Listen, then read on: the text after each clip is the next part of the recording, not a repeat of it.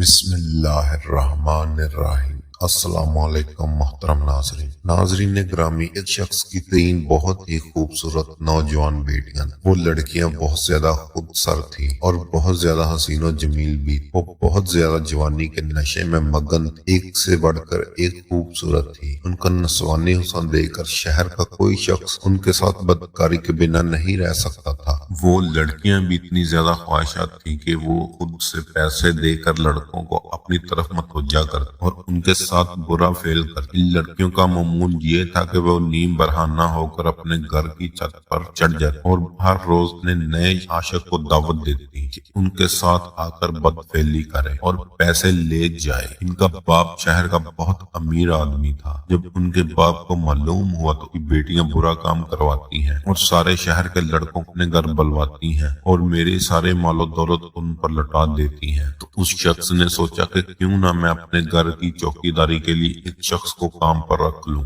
اس نے زمانے میں غلاموں کا روایت تھا، وہ شہر کی منڈی میں گیا تاکہ میں ایک اچھا چوکیدار خرید لوں۔ اس وقت وہاں پہ حکیم لقمان بھی غلام کے طور پر بکنے والے منڈی میں آئے ہوئے تھے۔ حکیم لقمان کو خریدنے کے لیے جو بھی آتا ہم سے کہتے کہ مجھے مت خریدو، کوئی اور غلام خرید لو۔ وہ شخص گھومتا ہوا حکیم لقمان کے پاس آیا۔ حکیم لقمان نے اسے کہا کہ تم مجھے کیوں خرید رہے ہو؟ اس نے کہا میں تمہیں اپنے گھر کی چوکیداری کے لیے خرید رہا ہوں۔ اس شخص سے حکیم لقمان نے زیادہ سوالات نہیں کیے اور چپ چاپ اس شخص کے ساتھ گھر کی چوکیداری کرنے کے لیے اس کے گھر چلے گئے۔ اگلی صبح جب وہ امیر آدمی اپنے کام پر جانے لگا تو اس نے حکیم لقمان سے کہا میں نے گھر کی ساری ضروریات کی چیزیں رکھ دی ہیں، تم کسی بھی قیمت پر دروازہ مت کھولنا۔ تمہیں میری بیٹیاں مجبور بھی کریں تو تم گھر کا دروازہ کسی بھی قیمت پر نہ کھولنا۔ حکیم لقمان سمجھ گئے کہ گھر سے زیادہ اس نے مجھے اپنی بیٹیوں کی دیکھ بھال کے لیے خریدا ہے۔ جب وہ امیر آدمی اپنے کام پر چلا گیا تو اس کی تینوں بیٹیوں نے نیم برہنہ کپڑے پہنے اور اپنے گھر کی چھت پر چڑھ گئی۔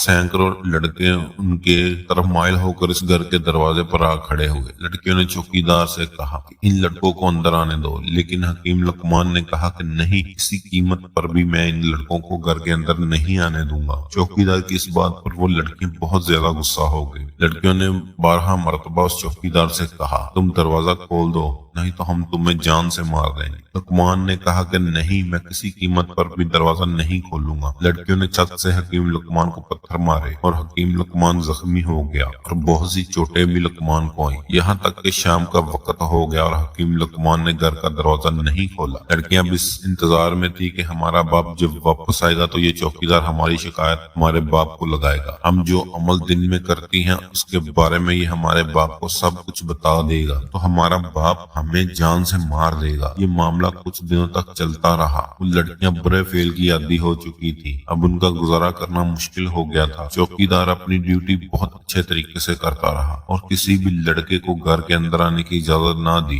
لڑکیوں کی جسمانی خواہشات حد سے زیادہ تجاوز کر گئی اور ان کا جینا محال ہو گیا، یہاں تک کہ ان کے گھر میں ایک گدھا تھا۔ وہ تینوں لڑکیاں اس گدھے کے ساتھ بد فعلی کرتی اور اپنے جسم کی آگ بجھاتی۔ ایک دن ان میں سے سب سے چھوٹی بہن جو بہت زیادہ خوبصورت تھی، اس نے اپنی دونوں بڑی بہنوں کو بلایا اور کہا کہ میرے پاس ایک ترکیب ہے، اگر اس پر عمل کرو تو ہماری مشکل آسان ہو جائے گی اور ہم پھر سے من پسند لڑکوں سے اپنی جسمانی خواہشات پوری کر سکیں گی۔ اس لڑکی نے کہا کہ ہم تینوں بہنیں بند سور کر نیم برہنہ کپڑے پہن کر اس کے سامنے جائیں گی، اس کا دل پھسل جائے گا اور یہ ہمارے ساتھ گناہ کر دے گا، تو ہم اس کو اپنے ساتھ گناہ میں شریک کر لیں گے، پھر اس سے ہم کوئی مسئلہ نہیں ہو، ہم جو کہیں گے اس کو مجبوراً ماننا پڑے گا، نہیں تو ہم اس کو دھمکی دیتے رہیں گے، ہم اپنے باپ کو بتا دیں گی کہ تم نے ہمارے ساتھ کیا برا کام کیا، تو پھر یہ کچھ نہ کر پائے گا اور ہماری بات ماننے گا۔ وہ تینوں بہنیں بہت زیادہ خوبصورت تھی۔ تینوں بہنیں بند ساون کر اس چوکیدار کے آگے پیچھے گھومنے لگی۔ چوکیدار بالکل ان کی طرف آنکھ اٹھا کر نہ دیکھ، یہاں تک کہ پورا دن گزر گیا۔ اس چوکیدار نے اپنی نظر اٹھا کر ان لڑکیوں کی طرف نہ دیکھی۔ وہ لڑکیاں بہت زیادہ حیران ہوئی۔ لڑکیوں نے کہا کہ ہماری حرکات کے بارے میں اس شخص نے ہمیں ہمارے باپ کو بھی نہیں بتایا اور ہمیں دیکھا تک نہیں۔ پھر ان لڑکیوں نے باری باری اس چوکیدار کو اپنے ساتھ بدفعلی کرنے کے بارے میں کہا، لیکن چوکیدار نے کہا کہ میں اپنے خدا سے ڈرتا ہوں، میں تمہارے ساتھ کوئی برا عمل نہیں کروں گا اور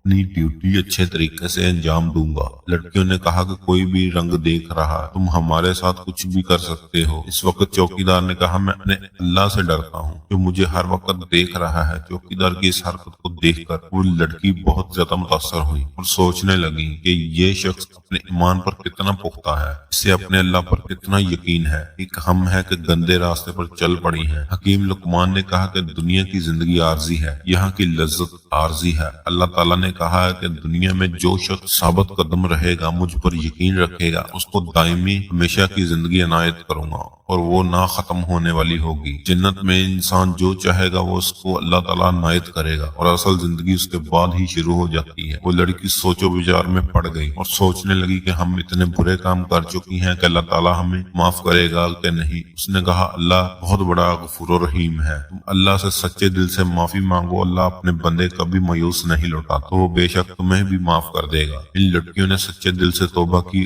और वो लड़कियां गुनाहों से बाज आ गई और बुरे काम उन्होंने छोड़ दिए। उनमें से एक लड़की अगले ही दिन मर गई क्योंकि उन सब ने सच्चे दिल से तौबा कर ली थी। जो लड़की फौत हो चुकी थी वो अगले दिन अपने दोनों बहनों के ख्वाब में आई। उसने कहा कि मैं शहजादी वाली जिंदगी गुजार रही हूँ, मेरी तरफ से चौकीदार का शुक्रिया अदा करना, और ये कोई आम आदमी नहीं, अल्लाह के यहाँ बहुत मकाम है इसका, तुम इस दोनों माफी मांगो। तो दोनों ने उससे माफी मांगी और अपने मान पर साबित कदम रहना और कोई बुरा काम मत करना। असल जिंदगी तो मरने के बाद शुरू होती है। जब ये बात सारे शहर में फैल गई तो शहर की बदकिरदार लड़कियों ने तौबा कर ली और नेक जिंदगी गुजारने लगी। अल्लाह से दुआ है कि अल्लाह हमें भी नेक जिंदगी गुजारने की तौफीक अता फरमाए, आमीन। मिलते हैं नाज़रीन अगले वीडियो में। अगर आपको वीडियो पसंद आई हो तो हमारे चैनल को लाइक और सब्सक्राइब जरूर कीजिए।